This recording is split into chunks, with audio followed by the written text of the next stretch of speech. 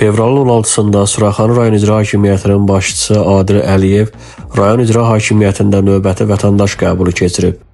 Rayon icra hakimiyyətinin başçısının aparatının inzibati binasında baş tutan qəbul zamanı rayon rəhbəri müavinlərin, sektor müdürlərinin, rayonun idarə, müəssisə və xidmət sahələrinin rəhbərlərinin iştirakı ilə vətəndaşları qəbul edib və onları narahat edən məsələlərlə yaxından tanış olub, müraciət və təkliflərini dinləyib. Hər bir vətəndaşın müraciəti qeydiyyata alınaraq problemlərin aradan qaldırılması istiqamətində aidiyyatı üzrə müvafiq göstəriş və tapşırıqlar verilib.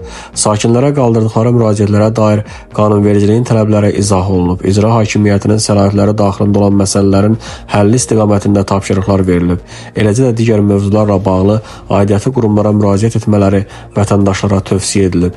Sakinlər göstərilən diqqət və qayğıya görə Prezident cənab İlham Əliyevə və 1-ci vitse-prezident Mehriban xanım Əliyevaya minnətdarlıqlarını ifadə ediblər.